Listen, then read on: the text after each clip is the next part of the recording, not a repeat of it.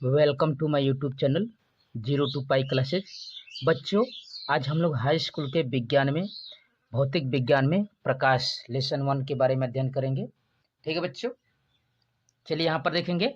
सबसे पहले हम लोग प्रकाश के बारे में, लाइट के बारे में अध्ययन करेंगे। ठीक है बच्चों, प्रकाश होता क्या है। ठीक है बच्चों, प्रकाश, व्हाट इज प्रकाश यानी व्हाट इज लाइट, क्या होता है, तो उसके बारे में है यहाँ पर। प्रकाश वह भौतिक साधन अथवा कारण है जिसके द्वारा हम वस्तुओं को देख सकते हैं। ठीक है बच्चों, क्या कर सकते हैं, उसको देख सकते हैं, उसे हम लोग क्या कहते हैं, प्रकाश कहते हैं। अर्थात प्रकाश एक प्रकार की ऊर्जा है जो हमारे दृष्टि ज्ञान को क्या करती है बच्चों, जागृत करती है। ठीक है बच्चों, क्या करती है, यह जागृत करती है। प्रकाशीय ऊर्जा को अन्य ऊर्जाओं में रूपांतरित किया जा सकता है तथा अन्य ऊर्जाओं से इसे प्राप्त भी किया जा सकता है। ठीक है बच्चों, जैसे आप यहाँ पर लोहार हथौड़े से लोहे के टुकड़े के ऊपर जब चोट मारता है तो चिंगारियाँ निकलती है।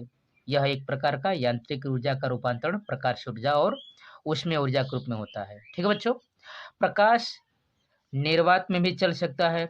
अतः यहाँ पर कह सकते हैं कि निर्वात में प्रकाश की चाल कितना होता है बच्चों, कितना वेग होता है, 3 × 10⁸ मीटर प्रति सेकेंड होता है। ठीक है बच्चों, अब जो प्रकाश है यहाँ पर कह सकते हैं किसी वस्तु को देखने का तरीका हमारे पास दो है।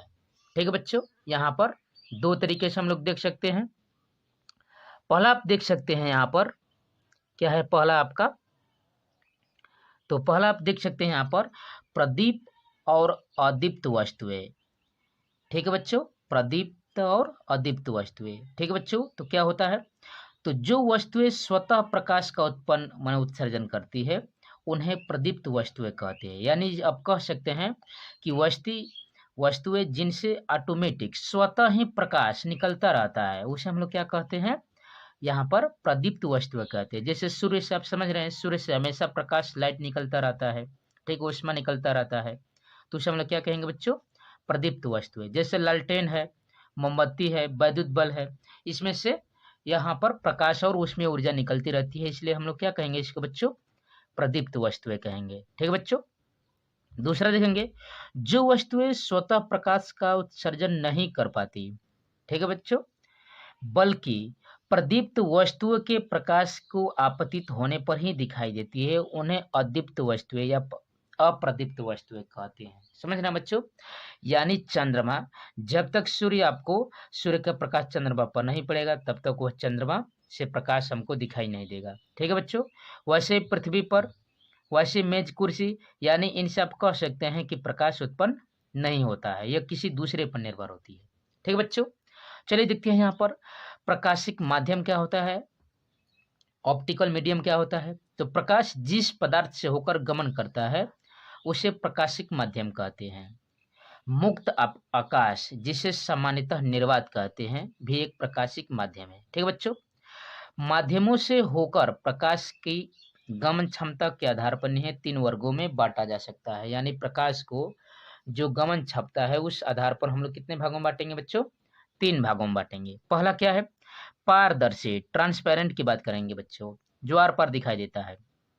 कह है जिस माध्यम से होकर प्रकाश का अधिकांश भाग आर पार निकल जाता है उसे पारदर्शक माध्यम कहते हैं। जैसे वायु है, जल है, कांच है। पारदर्शक यानी पारदर्शी किसे कहते हैं, जिससे आर पार वस्तुओं को देखा जा सकता है। ठीक है, निर्वात आदर्श अथवा पूर्णतः पारदर्शक माध्यम है, क्योंकि इसमें से होकर प्रकाश का 100% क्या होता है बच्चों, आर पार निकल जाता है। समझ रहे हैं, यहाँ पर निर्वात वैक्यूम की बात कर रहे हैं हम लोग।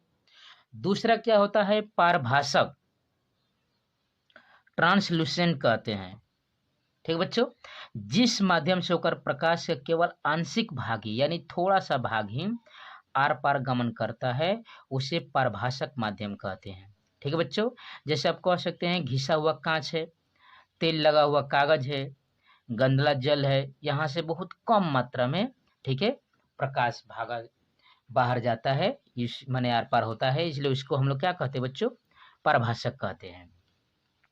तीसरा देखेंगे अपारदर्शक। ठीक है बच्चों, अपारदर्शक जिसे मैंने दिखाई ही नहीं दे, आर पार नहीं दिखाई देता है। करेंगे जिस पदार्थ से होकर प्रकाश आर पार नहीं जा सकता उसे अपारदर्शक कहते हैं। ठीक है। किसी अपारदर्शक पदार्थ के तल पर आपतित प्रकाश उससे पूर्णतः परावर्तित अथवा अवशोषित हो जाती है। समझ रहे ना बच्चों, क्या होता है, इससे प्रकाश आर पर नहीं जाता है, ठीक है, यानी पूर्णतः परावर्तित हो जाता है, नहीं तो सोख लिया जाता है। ठीक है बच्चों, तो यहाँ पर 0 to Pi क्लासेज के चैनल के साथ आप जुड़िए, इस परिवार के साथ जुड़िए। ठीक है बच्चों, यहाँ पर 9, 10, 11, 12 का बेस्ट तरीके से तैयारी कराया जाता है बच्चों। ठीक है बच्चों, आप 0 to Pi क्लासेज के साथ जुड़िए और इस परिवार को बड़ा कीजिए। ठीक है बच्चों, और जो भी क्यूरी हो, ठीक है, आप कमेंट बॉक्स में कमेंट कर सकते हैं, या जो भी आपके पास समस्याएं हैं, ठीक है बच्चों, जो भी क्वेश्चन हो आप पूछ सकते हैं कमेंट बॉक्स में। ठीक है, तो चलिए यहाँ पर हम लोग बढ़ते हैं आगे, आगे देखते हैं। देखेंगे बच्चों, यहाँ पर हेडिंग रहेगा प्रकाश की किरण, यानी रे ऑफ लाइट के बारे में देखेंगे, प्रकाश की किरण के बारे में।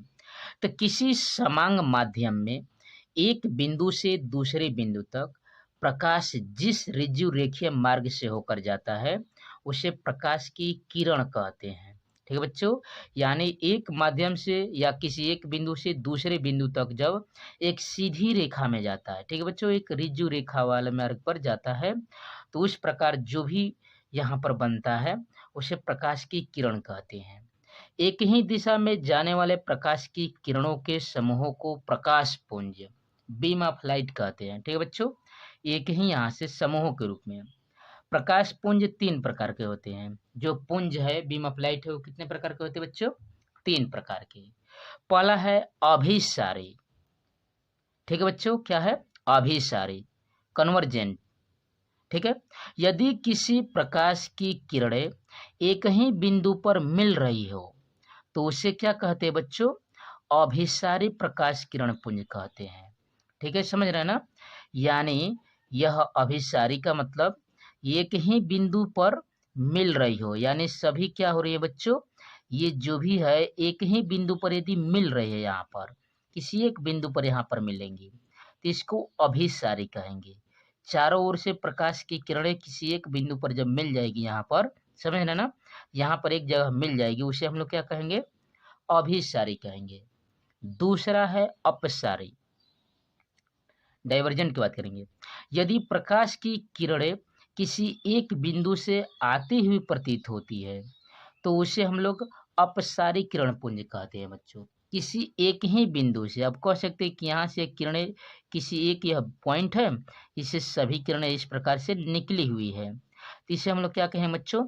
अपसारी कहेंगे। और यदि इसी बिंदु पर आती हुई ऐसे प्रदर्शित हुई, इधर से आकर यहीं पर मिल जाए, यहीं पर सभी जगह मिल जाए, उसे अभिसारी कहते हैं।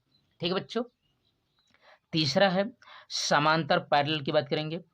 यदि प्रकाश की किरणें परस्पर समांतर हो तो उसे समांतर प्रकाश पुंज कहते हैं। जैसे यहाँ पर आप देख रहे हैं, ये सभी किरणें क्या है? समांतर में है। ठीक है बच्चों, ये सभी क्या है? समांतर में है। अब हम लोग देखते हैं प्रकाश का यहाँ पर लक्षण क्या होता है और प्रकाश का परावर्तन का नियम क्या है। ठीक है बच्चों, यहाँ पर प्रकाश के परावर्तन का नियम क्या है और उसके लक्षण क्या है। तो सबसे पहले लक्षणों को देखते हैं। कैरेक्टरिस्टिक्स आप यहाँ पर लाइट की बात करेंगे। ठीक है बच्चों, प्रकाश के लक्षणों के बारे में।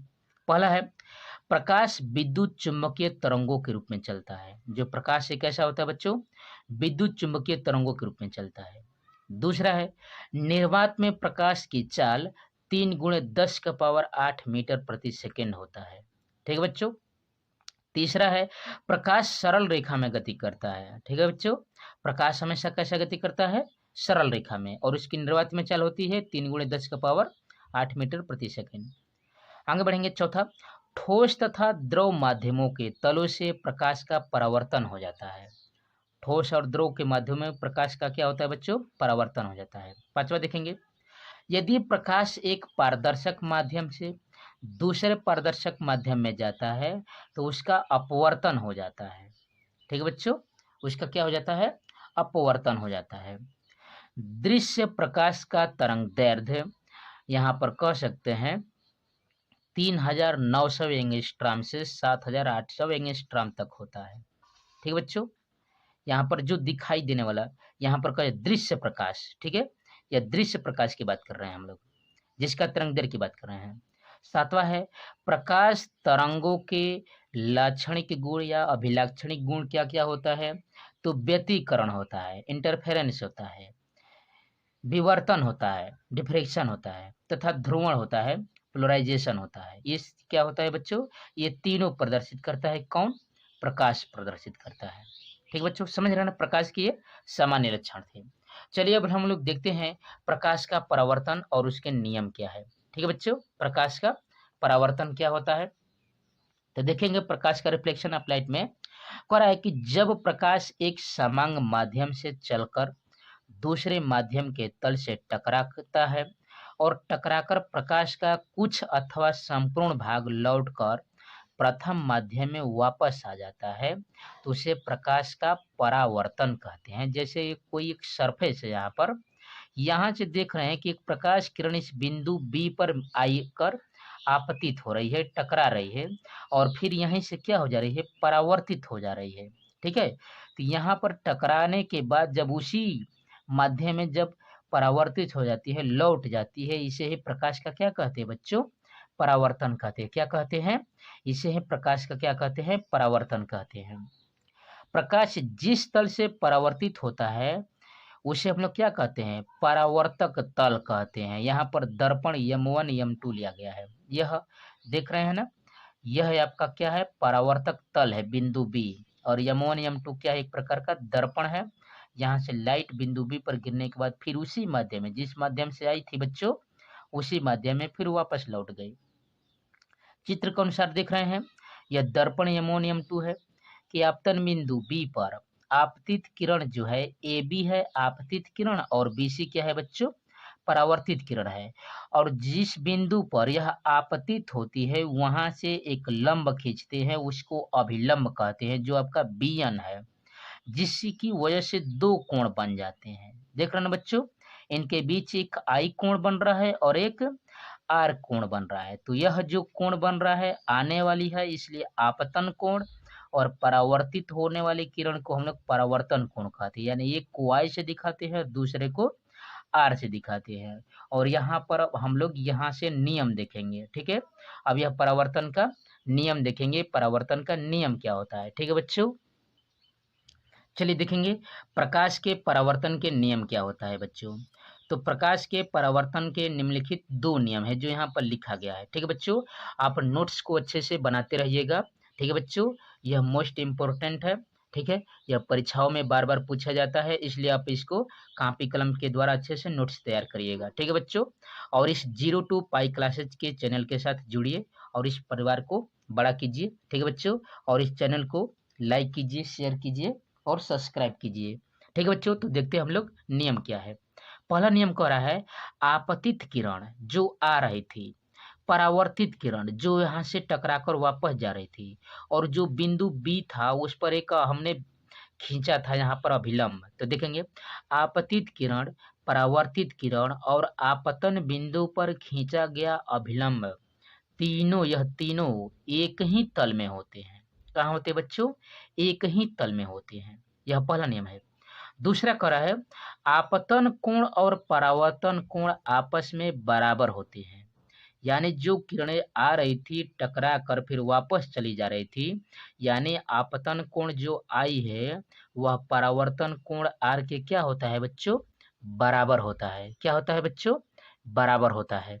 ठीक है बच्चों, चलिए अब हम लोग अध्ययन करते हैं गोलीय दर्पण के बारे में, स्फेरिकल मिरर के बारे में। आप देख रहे हैं यहाँ पर एक गोलीय दर्पण है, यह इसका दबा हुआ भाग है, यह अंदर वाला, और यह आपका उभरा वाला भाग है, गोल गोल वाला दर्पण है।